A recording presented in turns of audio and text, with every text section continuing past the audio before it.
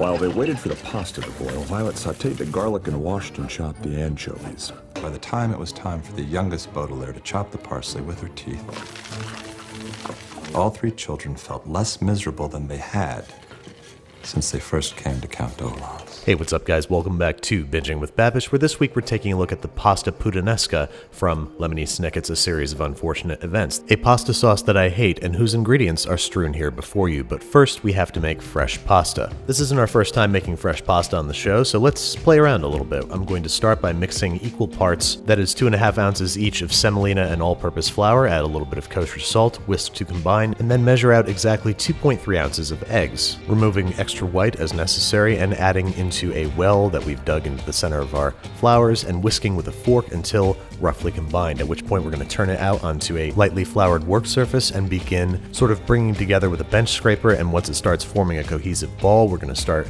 kneading. Now, despite all this precise measurement, you might find that your dough is still a little too sticky, so flour as needed and beat this guy into a smooth, tacky mass. That is tacky, not sticky. Think Play-Doh. Pasta is, after all, adult Play-Doh. Form into a nice sort of thick disc and wrap in plastic wrap, and let rest at room temperature for at least 30 minutes. But we're not done yet, because I want to try my hand at a straight-up semolina pasta dough. That is semolina flour, salt, and water. Nothing else. A little less hydration for this pasta dough, more like 2 ounces of water to 5 ounces of semolina flour.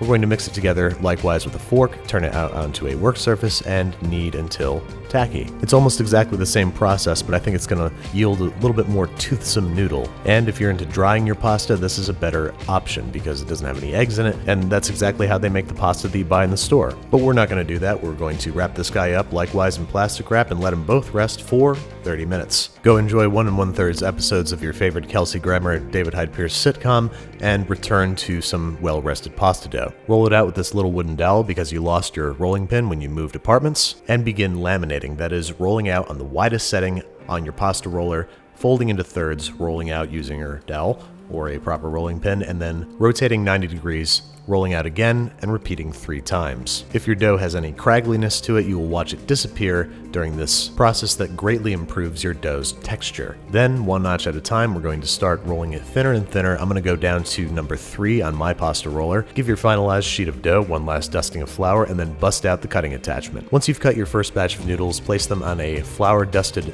baking sheet that you probably should have had ready before you cut your first batch of noodles, and twist them down into a nice little pasta nest. I personally prefer to cut these by hand so they can be a little thicker, but we gotta be accurate, and this is what the annoyingly named Baudelaire orphans used in the critically acclaimed Netflix series. Once we're done making our pasta nests, we're going to cover them in plastic wrap and fridge them while we repeat the process with our egg dough. It's during this time that we can take a break from talking about food and talk about something else, like sports, like the Washington Capitals and how they won the Stanley Cup and how important that is in the history of, oh thank God we can get back to cooking. Specifically the mise en place for our Puttanesca sauce. We have to start by pitting our olives, and the easiest way to do this is to give them a little smash, like a garlic clove, revealing the delicious pit within and discarding the soft, fleshy exterior. I'm just kidding, do the opposite of that and give the olives a little chop. Just chunky enough that you still know that you're eating an olive. Set them aside, and then we're going to more finely chop up a couple tablespoons of capers, and then something I've been looking forward to all day, opening up a stanky ass can of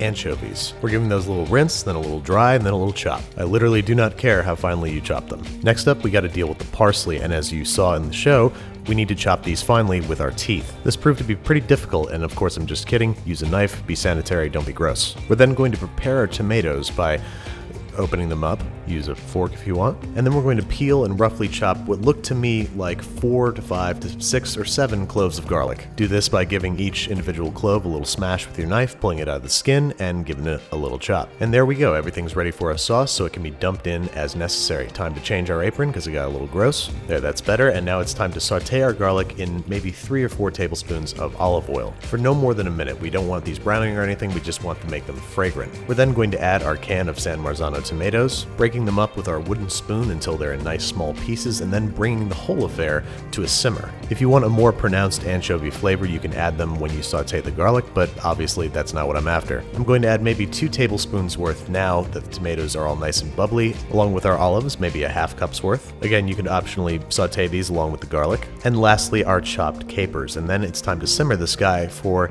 8 to 9 minutes. It's during this time that we can again engage in non-food-based conversation, like cryptocurrency. I hear that there was a dip recently, a big old dip, and when that happens, it generally indicates a trend that now when the sauce gets to a point when you can drag your spoon through it and see the bottom of the pot, that means you're good to go and it's time to kill the heat and add the chopped parsley. Let the residual heat mellow those sort of bright herbaceous flavors, and keep the sauce warm while you let your pasta boil for no more than 1 minute. Remember, this is fresh pasta, it does not take long to cook. If you dried your pasta, do more like 3 or 4 minutes. Now, the orphans serve their pasta plain with the sauce poured over top. I don't recommend this, but if you're going to do it, make sure you butter your pasta and season it with a little bit of salt and pepper, so it doesn't stick together and so it's not so reliant on the sauce for seasoning. I could just eat this as is, but it's time to plate up. We're going to put a nice, generous twirl of pasta in our bowl and drape the sauce over top. Don't go skimping on the sauce now, because there's nothing worse in the world than undersauced pasta. You can optionally garnish with a little bit of extra parsley, and then it's time to dig in. Give it a little bit of Tony Soprano style stabbing and mixing with your fork to get the sauce all worked in there. And let's see if I can stomach more than just one bite of this monstrosity.